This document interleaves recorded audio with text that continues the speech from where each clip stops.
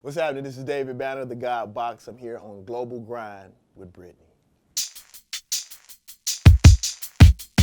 Hey, what's up, world? It's your girl, Brittany, and today I'm here with somebody that's very special and a God. Touch my beard, touch my beard. David Banner, how are you? Awesome sauce. I said awesome sauce. Pump your black fist, pump your black fist, pump your black fist, pump your black fist, pump your black fist, pump your black fist,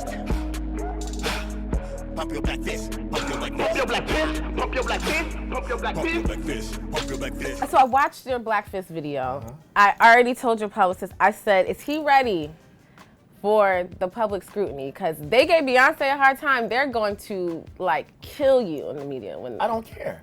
That's a great place to be. Let me tell you something. I'm going to be honest with you. It only affects you when you want what they have to offer. I don't want anything but black folks to have love and admiration for me. All the rest of the things that come to me, they're a plus and they're a blessing, and I'm thankful for it. Yeah. But I rap for my people now, for my people. You know, it's not that I don't want anybody else. You know what I'm saying? But, you know, everybody, I see so many artists, they want to go pop, and then they treat their own people like nothing. Like, I care what GlobalGrind thinks. I care what All Hip Hop thinks.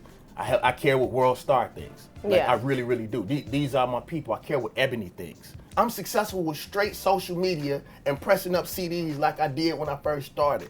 Like my God Box lecture series is sold out. Just about everywhere I go, thousands of people, not to see me perform, to hear me lecture. Right. My God Box shirts that you can get off davidbanner.com or any of my social media sites, I can't keep them in. I had to hire Teespring in order to keep up with the orders for me. So what are they gonna do? I'm a businessman. I'm an independent businessman that's very successful. Scrutiny means nothing. I tell black folks this all the time. If I had you, I wouldn't need them anyway. Black people, we're enslaved mentally. It's it takes a process for you to stop caring. I do something called transcendental meditation. It brought me a level of peace that I've never felt before. I'm really, really cool as fuck now. And I know where God is and where God dwells. I know where the God Box is. So as long as I know that I'm not picking, as long as I know that it's about retribution, because I'm a man of peace. I'm not the old David Banner that I used to be. People, all my friends come to Atlanta and think we about to go to Strokers, and they really find out I am on a mountain somewhere meditating. Yeah. One of the things that also helped me besides transcendental meditation was therapy. You went to therapy. And we call that white folk shit. You need to go and sit. We need, as a people, one of my friends said we need a social engineer also, because we were socially engineered into the situation. But we need to figure out what's wrong with us mentally and fix each other as individuals. I believe that we did a lot of drinking and smoking at first. I think all the, the Molly and the Xanax, I think all that shit is a fad. You think so? Yeah, because I even watch how a lot of these cats take drugs. They don't even know how to take drugs. No, I'm serious. If you on uppers, you stay on uppers. Right. These kids be up and down. That's why they be crying in the club. Oh, I heard Drake new song. That shit was jamming. You stepped on my shoe, I'm gonna kill you. Bow. Right. I'm serious. They don't even know how to take drugs. And I'm gonna tell you something. And this is psychological, and we don't look at it. 2 generations. The generation before me was up with hope, down with dope, basically. Talking about what crack was doing to the neighborhood. Crack is whack, blah, blah, blah, blah, blah. My generation was the dope dealers. Right. So we knew that dope was wrong, but we get money, right? Our kids are now the dope users. And that's the cool shit. Where do they do that at? And it's our fault. Yeah. It is my generation's fault, because we didn't instill something different. Like now music, and it's basically partially because there are no strong men around to say no. Right. There's one artist in particular, and he knows who he is. He's one of the few people in the music industry that I love like he's my brother. And I watch him on TV, And I used to always wonder why he didn't want me to come around. Like, cause when we started off, we was like this. But he knew that if I was around, a lot of the shit that he was doing, that shit wouldn't happen. Because I love him. He would have to fight me before I would let him do that shit. But like, what's his name? I'm not telling you. I had to ask.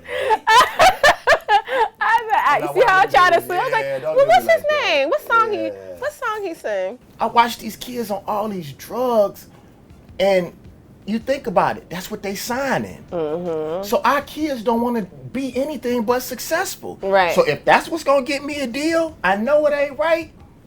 I know a couple of these rappers, they don't do no drugs. They know I know they don't do no drugs. But they get out here and tell all these kids, everybody that's their fan, is hot, they off high. But they do drugs, yeah. And then at the end of the day, think about this. And I had one of my white friends told me this. He was like, now, look at what white people are doing to black people in America. He said, now look at your people.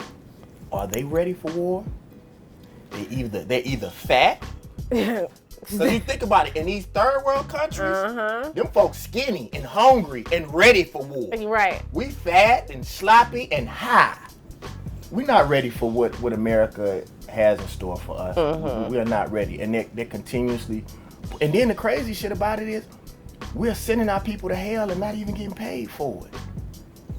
Yeah. And not even getting the benefit off of it. Anything but fame. And we don't even know how to flip that into real cash. Revolution is when they don't know it's coming. Okay. Revolution is when they don't tell you where to protest and what time to protest. Like, for me, the real revolution is when we have the power to put our people together without assistance from the same people that's oppressing us. Right. The problem is that even white people themselves, the so-called good white people, won't admit who their race is and what their race has been historically to the world. You can't name me a place that white people have gone and not destroyed, that have not destroyed the indigenous people. When the last time you seen a Native American? It's been a while. In Guard. When the last time you seen a fucking buffalo? The Tasmanian people don't exist at all. Like, come on, bro. Like, and they always make you feel like you're violent. Like, I did the statistics. Black folks are not killing white cops. White boys are killing white cops. Yeah. Like, literally, I think it was either 70% or 80% of all the cops that are dying by the hands of white people. But they're not killing white people like they're killing black kids. It's not a mistake. They're not making a mistake and pulling that taser. You're much too trained for that. Oh, I'm sorry, I choked him out. You're not choking out white kids. The damn Boston bomber, you just graze him in the shoulder and you hit Diallo 4,050 times. Like, come on, dude. And we sit back and act like we don't tie it together. Every time they kill a black kid, we act like it's a isolated incident. From Emmett Till to Mike Brown to Sandra Bland to Tupac to Biggie, name one, to Michael Jackson to Prince, name one time that black folks have done anything about our fallen leaders. Y'all know who killed Pop. Get out of here with that shit. You know who killed Biggie. You know the cops who did all of the stuff to Mike Brown. Hey, yo, peep this. Who killed Trayvon Martin? Say it. George Zimmerman. Okay. Don't try to sue me or nothing. But as gangster as black people are, he not tripping. He don't have bodyguards. Because he know black folks ain't gonna do shit. So for me, until we do something, it's a bunch of talk. It's just a bunch of talk. For me. I feel like I could talk to you forever. You could. David Banner, thank you so much for coming to chit chat with me. Album. If you want to help me pre-order my album, like I don't want your hope and your praise and your high fives and people see me and man, you really. You don't want your likes, no sliding in my DMs. Keep all that shit. Like buy something. And let me tell you something that's crazy. My homeboy does. He does a lot of research in psychology. And he said, Banner, you need to watch something. He said all of the papers, because they're using hip hop a lot, you know, in education and in higher education, and the effects that hip hop can have on the clinical world and on education. But all he said,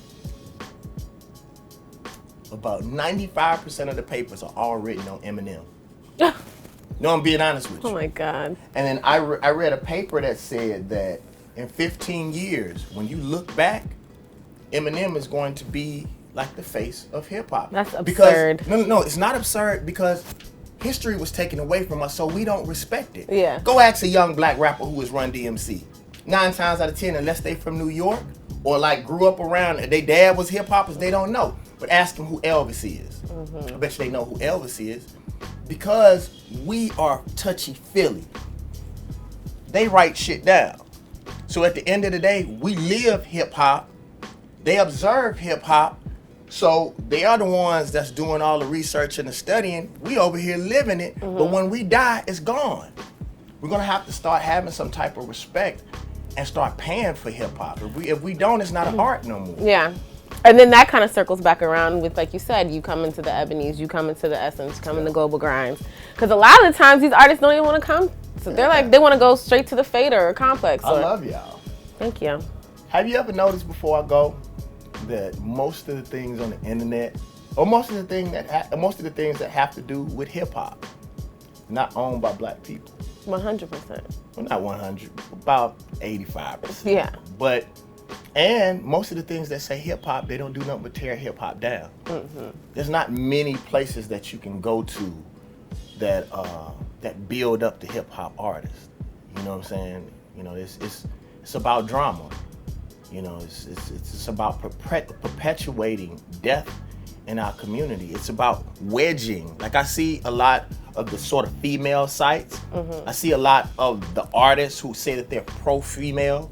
But by saying they're pro-female, they do everything that they can to tear down black men. It's no different than black men in their music tearing down black women. And then they perpetuate that, and just like I told you about the kids, if they see that that's selling and that's successful, then they're gonna do it. And then they sit back and get all the likes and get all of the, all of the money, all of the ad money, and we dying, and our families are being taken away from us. And I hate that. That was one of the reasons why I wrote the song Marry Me.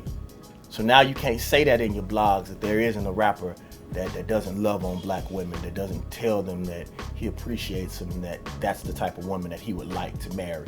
Whether I do or not, we'll see in the future. We gonna get you married, David. I appreciate it.